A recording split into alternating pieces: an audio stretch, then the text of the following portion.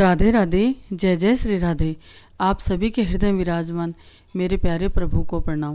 भक्त भक्ति भगवंत गुरु, चतुरे नाम वपु एक, तिनके पद वंदन किए, नासत विघ्न अनेक, सब कुछ दीना आपने। भेंट करूं क्या नाथ, नमस्कार की भेंट लो, जोड़ूं दोनों हाथ। किशोरी राधे, किशोरी राधे, मेरो प्यारो नंद लाल। किशोरी राधे, मेरो प्यारो नंद लाल। किशोरी राधे। जय जय श्री राधे, जय जय श्री राधे। हमने मीरा जी के चरित्र में सुना कि मीरा जी की योग की शिक्षा भी पूरी होगी, शास्त्र संगीत सबकी शिक्षा पूरी हो गई थी, परंतु बिहारी दास जी महाराज जो थे तो संगीत सिखाते थे, भजन सिखाते थे और भाव में रहकर कैसे भजन गाया जाता है सिखाते थे। वो जाना चाहते थे पर दादाजी उनको बार बार रोक लेते थे। अब उन्होंने कहा कि मुझे जाना पड़ेगा, तो दादाजी ने कहा नहीं नहीं, अभी जन्माष्टमी है, जन्माष्टमी के बाद चले जाना। और घर में त्यौहार था, कई दिनों से तैयारियां चल ही रही थी, क्योंकि चार भुजानाथ जो राज मंदिर था बड़े रूप में जन्माष्टमी, कृष्ण जन्माष्टमी मनाई जाती थी। और पूरे जो मेड़ था, पूरी सिटी है, उसमें सब जगह घर घर में बधाइयाँ बांटी जाती थी, प्रसाद बांटा जाता था राजमहल की तरफ से। तो बहुत दिन पहले से ही घर में त्योहार का सा उत्सव लगने लग जाता था, मंदिर को सजाया जाता है। और मीरा का भी जो श्याम कुंज था उसमें सुबह से ही उत्सव की तैयारियां होने लगी थी। और मीरा का मन आज बहुत विकल था। वह स्वागत करने लगी और ठाकुर से प्रार्थना करने लगी कि कितनी जन्माष्टमी चली गई है। अभी मीरा कोई ज़्यादा बड़ी नहीं थी, मीरा 11 वर्ष की थी, 11वें वर्ष में थी मीरा। 10 जन्माष्टमी निकल गई, सुनी ही गई। क्या आज भी नहीं आओगे? ऐसा नहीं होगा प्रभु, आज तो आप अवश्य पधारोगे। ये मीरा अपने आप से बतिया रही है, और जो जिस भाव में रहता है वो वैसे ही बातें करता है। मीरा का मन भगवान में लग गया तो भगवान की बातें करती है। संसार वाले संसार में लगे रहते हैं, बाहर से भी संसार की बातें और भीतर भी उनके संसार ही रहता है। मनुष्य विवश होता है, वो तो कोई बिरला ही होता है, लाखों में कोई एक को भगवान चुनते हैं, जो कोई इस भव सागर से निकल करके भगवान की भक्ति में लीन रहता है। तो ऐसी ही थी हमारी मीरा, जो न जाने कितने पुण्य पुंज जब उदय होता है तब कोई जाकर घर में एक भक्त पैदा होता है, जो भगवान का भक्त बनता है और पूरे दिन भगवान के चिंतन में रहता है और सबको प्रेम से सरोवर करता रहता है। आज मीरा ने कहा कि देखो, हम देख रहे हैं कि मेड़ता के जितने हैं बाहर गए लोग होते हैं, भले ही नौकरी पे गए हो, और सब पुरुष तीज तक तो घर आ ही जाते हैं, क्योंकि जन्माष्टमी आने वाली होती हैं। और इस महीनों में सावन और भादों में बहुत त्यौहार होते हैं। राजस्थान में तो विशेषकर बहुत त्यौहार आते हैं, तो सारे छुट्टी इसी समय मनाते हैं, सब आते हैं और सब स्त्रियाँ श्रृंगार करती है। क्योंकि मीरा भी सबको देखती थी, भले ही रात क्यों ना हो जाए, सर्द होती थी। अपनी जो ख्वाहिशें होती है उनसे अपने केस सुखवाती है, मेहंदी लगाती है, सुगंधित तेल लगाती है, उपटन लगाती है, चोटी तिलक लगाती है और वस्त्र भी नए नए पहनती है। आज मीरा भी बड़ी उमंग में थी। और जो मीरा की दासियाँ, वैसे दासियाँ नहीं कहा जाएगा, वो तो मीरा पे प्राण लुटाती थी। वो तो मीरा की जैसे अपना ही कोई अंग हो चुकी थी। मंगला, चंपा और एक दो दासियाँ और भी थी जो मीरा पर प्राण न्यौछावर करने को भी तैयार थी। अब मीरा आज उमंग से बोल पड़ी, ए मंगला, जा मेरे लिए उपटन सुगंध वाला तैयार कर, और जा जा बलदेव दादू की बहू से जो चाची लगती है उनसे भी कह देना, ख्वासिन की बहू थी उससे भी कह दो, बुला कर ला, आज मेरा स्नान अलग से होगा। और चंपा से कहा, जा तू बड़ी अम्मा के पास जा, जो भाभू बोलती थी, उनके पास जा कर के सबसे सुंदर पोशाक लेकर के आ, और सोने के कंगन सब कुछ लेकर आ, और सबसे सुंदर नीले रंग की पोशाक लेकर आ, क्योंकि वो जानती थी कि कृष्ण को नीला कलर बहुत पसंद है। सभी को प्रसन्नता हुई कि आज हम ये क्या सुन रहे अपने कानों से, मीरा श्रृंगार कर रही है। कल तक तो मीरा को श्रृंगार का नाम भी नहीं सुहाता था। जब बिहारी दास जी की इच्छा यही हुई कि आज मीरा सज तज करके चार भुजनाथ के सामने होने वाले भजन कीर्तन में उनका साथ दे, तो बाबा ने इच्छा भी जाहिर करी थी। तो मीरा तो असमंजस में पड़ गई। मीरा ने मन में विचार किया, अगर चार भुजानाथ जी के सामने पूरी रात भजन गाऊंगी तो मैं श्याम सुंदर को कैसे रिझाऊंगी, और जो सुबह से मन के भाव थे वो कैसे प्रस्तुत करूंगी, और कैसे श्याम सुंदर से मिलने की जो आज बाट लगाई बैठी है मीरा, वो मन की मन में रह जाएगी। तो उन्होंने बिहारी दास बाबा जी से कहा, जैसी आपकी इच्छा, परंतु मेरा मन है। तो बाबा ने कहा, क्या मन है तुम्हारा? तो कहा, बाबा श्री कृष्ण जन्म के पूर्वरात्रि के प्रथम पहर में मैं चार भुजानाथ के मंदिर में आपकी आज्ञा का पालन करूंगी, और यदि आप आज्ञा दे तो बाद में मैं श्याम कुंज में आ जाऊंगी। तो बाबा ने कहा, ठीक है, जैसी तुम्हारी इच्छा है। और आज जब सांझ का समय हुआ, और सांझ के समय के बाद में कीर्तन उत्सव आज शुरू जब होता है, तो मीरा को अब कई दिन हो चुके थे, सबके मन में यही था कि मीरा तो कोई योगिनी बन चुकी है, कोई कहता मीरा जोगनी बन चुकी है, यानी विरक्त हो गई है, सबसे जोग ले लिया है, यानी जोगन बन गई है। और कोई कहते योगिनी, क्योंकि योग की शिक्षा भी ली थी। और कोई जब भजन गाते तो सब कहते ये तो मतवाली हो गई है, ये तो गिरधर की मतवाली हो गई। कोई कुछ कहता रहता था। कई दिनों से मीरा को सजा धजा किसी ने देखा नहीं था। और जब से गिरधर लाल आए थे उसके बाद में मीरा की उम्र भी थोड़ी अब बड़ी हो गई थी। मीरा सियानी सी दिखने लगी थी, अति सुंदर दिखने लगी थी। और आज जैसे ही मीरा दासियों के साथ और आज श्याम कुंज में आती है, श्याम कुंज में दर्शन करके आज्ञा ले करके वो राज मंदिर में प्रवेश करती है। नख से सिक तक श्रृंगार किए मीरा चार भुजा मंदिर में जब प्रवेश करती है तो राव दूदा जी, बिहारी दास जी बीच में तानपुरा लेकर बैठे थे, मीरा की ओर देखते ही रह गई। और बाबा तो आज मन में बड़े प्रसन्न हुए। बिहारी दास जी बाबा ने सोचा कि जितना इस लाडली के साथ भजन गाना है साथ में गा लेंगे, जब थोड़ी और बड़ी हो जाएगी तो महलों में बंद हो जाएगी, फिर तो सूर्य चंद्र भी इनके दर्शन नहीं कर पाएंगे। और मीरा के रूप सौंदर्य के अतुलित भंडार के द्वारा आज श्रृंगार से उद्घाटित कर दिए थे। मीरा के रूप ने ऐसा अतुलनीय भंडार जो था, आज खजाना जैसे खुलकर के भंडार हीरे मोती झड़ रहे हो, वैसे आज मीरा का रूप नख से सिक तक सबको मोहित करने वाला था। नव बाल वधू के रूप में उसे देखकर सभी राजपुरुषों के मन में यही विचार, आज देखो नव बाल वधू, किसकी बाल वधू? अपने गिरधर लाल की बाल वधू, क्योंकि वो सबसे कहती थी कि मेरा विवाह तो हो चुका है। कई बार बातों बातों में मीरा ने भजनों के माध्यम से भी कहा था, पर सब हंसी में ही इस बात को टाल देते। परंतु आज तो लग रहा था छोटी सी बाल दुल्हन है मीरा। और मीरा के जो बड़े थे, राजपुरुष थे, उनके मन में यही विचार होने लगा कि मीरा को आज इस रूप में देखकर अब तो मीरा छोटे मोटे घर और वर के योग्य ही नहीं है। सर्वस्व देकर भी अगर किसी बड़े घर में विवाह करके उसका भविष्य उज्जवल बनाया जा सके तो हमारे घर में जन्म लेना सार्थक होगा।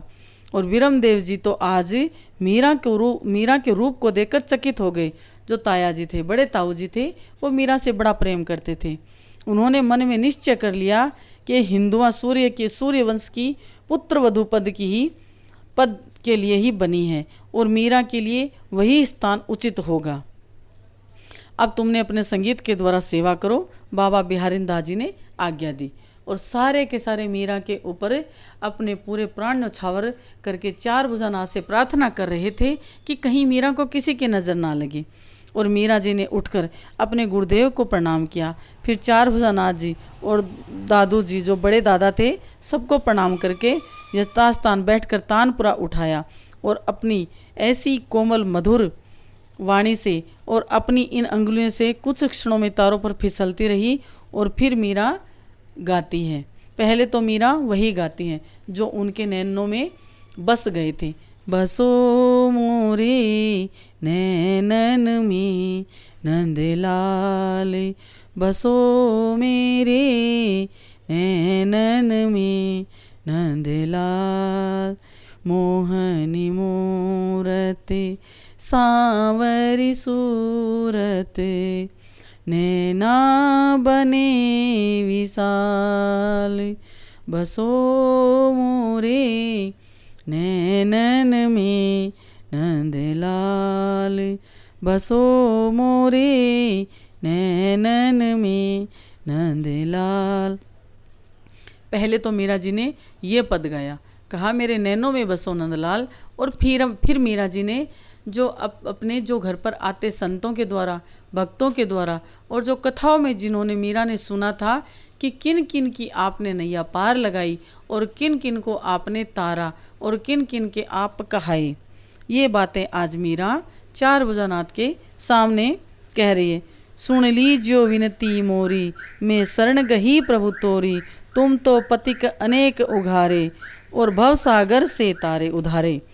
कहा आपने कितने पतितों को तारा है, मैं सारों के तो नाम नहीं जानती, परंतु जिन जिन के नाम याद है उनके नाम गिना रही हूँ। मैं सबका तो नाम न जानूँ, कोई कोई नाम उचारूँ। अम्बरीश सुदामा नामा, तुम पहुँचाए निज धामा। ध्रुव जो 5 बरस के बालक, तुम दरस दिए घनश्यामा। धन्ना भगत का खेत जमाया, कबीरा जी का बैल चराया। सबरी का झूठा फल खाया, तुम काज किए मन भाया। सदना और सेना नाई को तुम लीन्यो अपनाई, कर्मा की खिचड़ी खाई, तुम गणिका पार लगाई। अब मीरा जी आंख में आंसू भर के कहती है, मीरा प्रभु तुम्हारे रंग राती, या जगत सब दुनिया जानी। मीरा ने कहा कि हे प्रभु, अब मैं आपके रंग में रंग चुकी हूँ और धीरे धीरे ये दुनिया जानने लगी है। और दूसरी तरफ हमारे जो दूदा जी थे, नेत्र मूंद कर एकाग्र होकर श्रवण कर रहे थे। भजन पूरा होने से पहले ही उन्होंने आंखें खोली और बड़े प्रेम भरी दृष्टि से मीरा की ओर देखा। आज मीरा, मेरा जीवन धन्य हो गया, धन्य कर दिया तूने इस मेड़तिया वंश को और अपने इन पिता माताओं को और अपने पितरों को भी। और पास आकर मीरा के सिर पे हाथ फेरते हुए अपने सामने जो सब वीर बैठे थे उन वीरों की ओर संकेत करते हुए अपनी आंखों में आंसू भरते हुए, और दादाजी कहते हैं इनकी प्रचंडता, वीरता और देश प्रेम को कदाचित लोग समय आने पर भूल जाएंगे, पर तेरी भक्ति और तेरा नाम अमर रहेगा बेटा, अमर रहेगा। और इनकी आंखें छलक पड़ी और मीरा झट दादाजी की गोद में जा बैठी और कहा, ये आप क्या फरमाते हो बाबू साहब, मैं तो आपकी छोरी हूँ, जो कुछ है वह तो सब आपका ही है, और रहा संगीत ये सब बाबा का प्रसाद है। बिहारिन दाजी की तरफ देखकर हाथ जोड़ते हैं और थोड़ा रुक कर बोली, अब मैं जाऊँ बाबा, क्योंकि और बाबा ने कहा, जाओ बेटी, किशोरी तुम्हारी सभी मनोकामना पूर्ण करे, क्योंकि वो भी जानते थे कि आज ये क्या चाहती है, प्रभु से अपना मिलन चाहती है। और फिर चाहे सपने में ही सही, चाहे जागृत अवस्था में सही, वो भगवान से अपना मिलन का ही सुख मीरा के लिए अब अपना सुख बन चुका था। तो बाबा ने भी आशीर्वाद दिया, तुम्हारा मनोरथ सफल हो। सबको प्रणाम करके अपनी सखियां दासियों को साथ में लेकर श्याम कुंज में गई और संगार और भोग की सभी सामग्रियां पहले से ही प्रस्तुत थी। और आज मीरा ने इतना सुंदर श्रृंगार किया, गिरधर गोपाल जी का इतना सुंदर श्रृंगार किया कि सब के सब देखते रह गए। और इतना सुंदर उन्होंने अपने पूरे जो श्याम कुंज था उसको मोतियों की लड़ियों से, छोटी छोटी कलियों से, सुंदर सुंदर पुष्पों से उन्होंने सजाया था। और फिर अपनी दासी से कह रही है, मैं कुछ भूल तो नहीं गई हूँ। रह के आशंका हो रही थी कि मैं कुछ भूल तो नहीं गई हूँ। सबने कहा, अरे सुबह से लगी हो, क्या भूल गई? इनके अलावा तुम्हें कुछ याद है तो तू कुछ भूलेगी, कुछ भी नहीं भूली है। और फिर किंतु नहीं, वे विशंबर है और कहा कि कोई बात नहीं। मंगला ने कहा, वो विशंबर है, वो सबकी खबर रखते हैं और सबकी उनको पहचान भी है, तुम चिंता मत करो, आज अवश्य पधारेंगे अपनी तेरे जैसी मीरा को अपनाने के लिए। और मीरा ने भी उनकी बाँह पकड़ के और मंगला से और चंपा से कहा, क्या सचमुच ऐसा होगा? क्या सचमुच आज मुझे मिलेंगे? और भव सागर से डूबती हुई मीरा को क्या ऊपर निकालेंगे? और मीरा अपना तानपुरा लेकर के आज भगवान की याद में खो जाती है। कोई सखी दासी संकेत करती उनको उनके साथ चलने लगती है। अब इतना सुंदर मंदिर सजा हुआ था और मीरा अपना तानपुरा लेकर के और बैठ जाती है। श्री कृष्ण जन्म के पूर्व क्षण तक का सारा कार्य समझा करके उसे तानपुरा उठाया। यानी जन्म से जो पहले की तैयारी थी कि कैसे कैसे भजन करना है और कैसे कैसे, जैसे ही घंटियाँ बजे, जैसे ही राज मंदिर में, जैसे ही वो शब्द नगाड़े और वो तोपों की सलामी सुने, उसी समय हमारे श्याम कुंज में भी हमारे गिरधरलाल की आरती होनी है। मीरा फिर अपने आप में खो जाती है। आय मिलो मोहे प्रीतम प्यारे, हमको छाड़े बहे क्यों न्यारे, बहुत दिनन सो बाट निहारूं, तेरे ऊपर तन मन वनवारूं, तुम दर्शन की मोमन माही, आय मिलो कृपा कर साई, मीरा के प्रभु गिरधर नागर, आय दर्श दो सुख के सागर, ब्रज जीवन नंदलाल, पीत वसन पुष्प माल, मोर मुकुट तिलक भाल, जय जय लोचन नैन विशाल। और मीरा ठाकुर जी की रूप माधुरी को अपनी आँखों से पीती है और अपने मुख से गाती है और सब प्रसन्न हो रहे हैं। और मीरा गाते गाते और वहीं पहुंच जाती है जो मिथुला थी और मंगला थी और चंपा थी, कोई मृदंग बजा रही थी, मजीरे संभाल रही थी, गा रही थी। और अब मीरा गाते गाते गाते गाते मीरा आज फिर बहाव प्रदेश में रमण करने वाले उन भक्तों का क्या कहना, जो जब देखो श्याम सुंदर के सामने उन्हीं की लीला में खो जाती है। और मीरा आज खो गई। मीरा कहाँ गई? आज मीरा मधुबन में चली जाती है और उसे लगता है कि गोपी होती तो घर पे रह जाती, क्यों न मैं ग्वाला होती। और इसी भाव में मीरा कह रही है कि मैं श्याम सुंदर के साथ होती, जोहने गोपाल करूं ऐसी आवत मन में, कि मैं भी ग्वाला होती। अवलोकन बारिज बदन विवश भई तन में, मुरली कर लकुट लेऊं पीत वसन धारूं। कहा मुरली भी ले लूं, छोटी सी लकुटी ले लूं हाथ में और पीले वस्त्र पहनकर, पंखी गोप भेष मुकुट गोधन संग चराऊं। और कहा कि ग्वाले का भेष बना करके और मुकुट पहन करके, मोर का मुकुट पहनकर तेरे साथ में भी गाय चराऊं। हम भई गुलकाम लता वृंदावन रहना, पशु पक्षी मरकट मुनि स्वर्ण सुनत बैना। और कहते हैं कि जैसे तेरी मुरली का स्वर्ण सब सुनते हैं, वैसे ही मैं भी सुनूं। गुरुजन कठिन कानि कासोर ही कहिए। कह रही है कि मैं अपने गुरुजन के सामने ये बात नहीं कह सकती कि आज मेरा मन कहाँ है।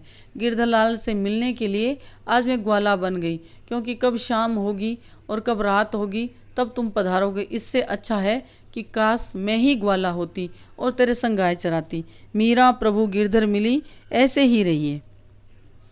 और ऐसे गाते गाते मीरा की आंखें मूंद गई और पलकों तले लीला सृष्टि विचार पाने लगी। ऐसी लीला की सृष्टि हुई कि वो गोप सखा के बेस में आँखों पर पट्टी बांधे श्याम सुंदर को ढूंढ रही है। उनके हाथ में श्याम सुंदर तो नहीं आ रहे हैं, कभी वृक्ष का तना, कभी झाड़ियों के पत्ते और कभी गायों का मुख आ रहा है। और वह इधर उधर श्याम सुंदर को ढूंढते ढूंढते थक चुकी है और व्याकुल हो चुकी है। और व्याकुल होकर के पुकार उठी, कहाँ हो गोविंद? आह मैं नहीं ढूंढ पा रही हूँ। श्याम सुंदर कहाँ हो, कहाँ हो, कहाँ हो सकता है जो भी हम भजन सुनते हैं वो किसी न किसी हृदय का भाव ही होता है, जो भजनों के रूप में, वाणी के रूप में पिरोए जाते हैं। तुम ढूंढो मुझे गोपाल, मैं भोरी गैया तेरी।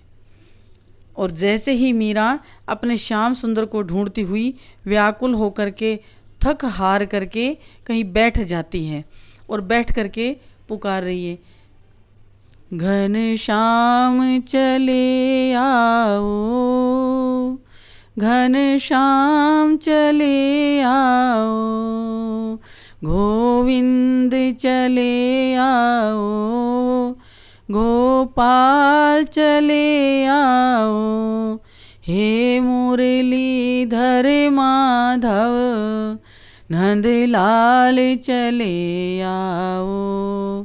सुनते हैं राधावर भक्तों की सुनते हैं, सुनते हैं राधावर भक्तों की सुनते हैं।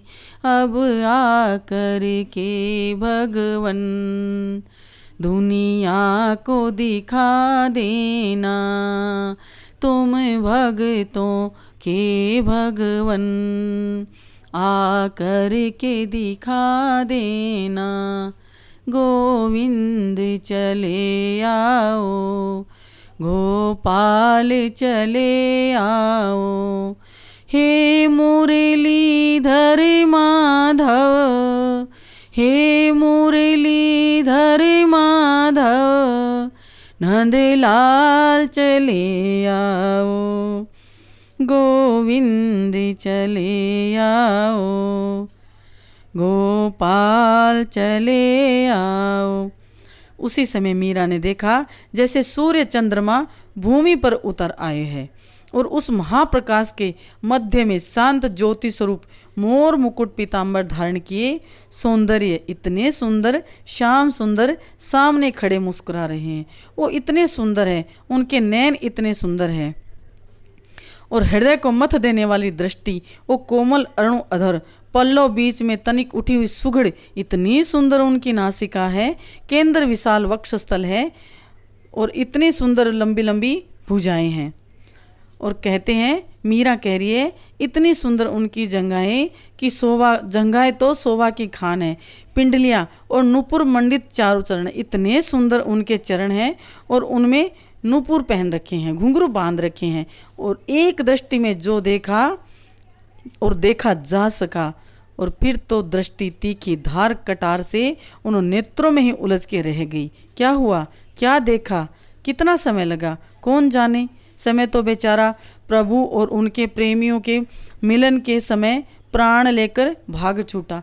प्राणों की उस समय किसको परवाह थी। मीरा के प्राण तो उन श्याम सुंदर के नैनों में ही उलझ गए थे और वो बेचारा समय भी निकल गया। अन्यथा उनकी उपस्थिति का ज्ञान कराने के अपराध में कहीं अपना अस्तित्व ही खतरे में ना पड़ जाए, क्योंकि उस समय जो पास बैठी थी उन्होंने भी सही समय नहीं जाना और मीरा से कुछ भी नहीं कहा। और ये आशंका उसे चैन नहीं लेने दे रही थी कि कहीं ये प्रभु वापिस मुझसे छूट ना जाए। अतः प्रभु प्रेम पाने के लिए वह प्रेमी की चरण रज में अपने को विलीन करके ही शांत पाता है। और ऐसा ही हुआ। मीरा प्रभु के चरणों में जैसे मानो लिपट गई हो, परंतु दाहिने हाथ की बंसी और बाएं हाथ में, दाहिने हाथ की बंसी प्रभु ने बाएं हाथ में लेकर के श्याम सुंदर ने अपना दायां हाथ मीरा की ओर बढ़ाया, उसका हाथ थामा, तनिक अपनी ओर खींचा।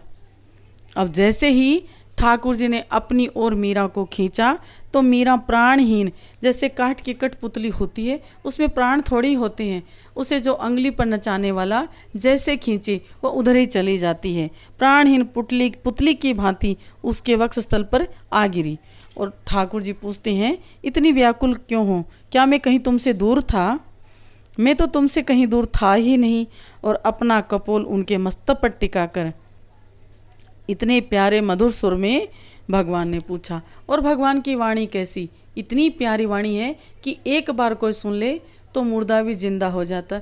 मृतक जीवावनी प्रभु की वाणी, कर्ण रंध्र उर ये में समानी। बस मीरा तो गिरधलाल की हो चुकी थी। वो हाथ पकड़े हुए हंसते हुए श्याम सुंदर मीरा को दिखाई दे रहे थे। अब बस वहीं पर मीरा का समय रुक गया और प्राण बस कहने को चल रहे थे, मीरा मीरा थी ही नहीं। और जैसे ही वो कहते हैं तभी गढ़ पर से तोप छुट्टी, चार भुजा के मंदिर के नगाड़े, शंख, सहनाई एक साथ बज उठे और समवेत स्वर में उठती हुई जय ध्वनि, जय हो चार भुजा नाथ की, दसों दिशाओं को गुंजायमान करने वाली चार भुजा नाथ की जय हो, गिरधलाल की जय हो, गढ़बोरपति की जय हो, बोल छोगला छैल की जय हो। जो यहाँ के चार भुजा नाथ हैं उनको छोगला छैल की जय हो कहते हैं, छोगला छैल की जय हो। और जयकारा लगने लगा, नंद के आनंद भयो जय कन्हैया लाल की, हाथी घोड़ा पाल की जय कन्हैया लाल की, नंद के आनंद भयो जय कन्हैया लाल की, नंद के आनंद भयो जय कन्हैया लाल की। इधर सारे चार भुजा राज मंदिर में, चार भुजा नाथ जी के मंदिर में नाच रहे हैं, भजन गा रहे हैं, बधाइयाँ बढ़ती जा रही है। और उधर मीरा को श्याम सुंदर मिल जाते हैं। और जब कल नंद उत्सव होगा और जब और लोग जो रह जाते हैं उनको बधाइयाँ हमारे दादाजी की तरफ से, बिहारिन दास जी की तरफ से सबको बधाई मिलेगी। और सब पूछ रहे थे मीरा कहाँ है, मीरा कहाँ है। आगे की कथा कल, जो मीरा की कल मूर्छा टूटेगी तब पता चलेगा कि मीरा ने क्या दर्शन किया और फिर मीरा क्या गाती है। आज तो मीरा को हम भैया श्याम सुंदर के साथ छोड़ देते हैं, क्योंकि भाग्यशाली है मीरा, तो वह गिरधरलाल के साथ है।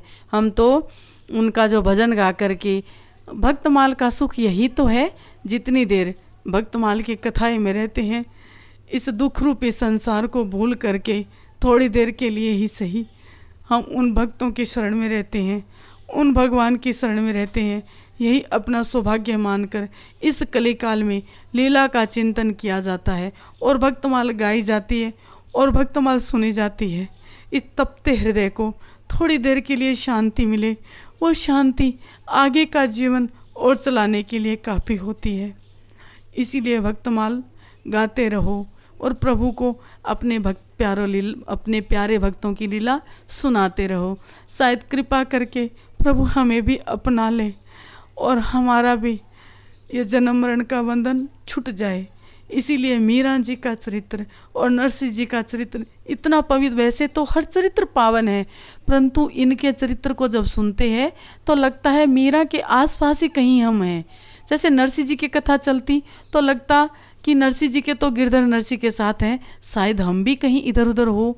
ऐसे ही मीरा का जब कीर्तन होता है तो मन लगता है कि हम भी कहीं उस समय वहीं पर थे, और वही भाव लेकर के मीरा का चरित्र गाया जाता है। तो आज की कथा हमारी यहीं तक, कल फिर मिलेंगे मीरा जी की आगे की कथा लेकर के। आज के लिए बस इतना ही। राधे राधे।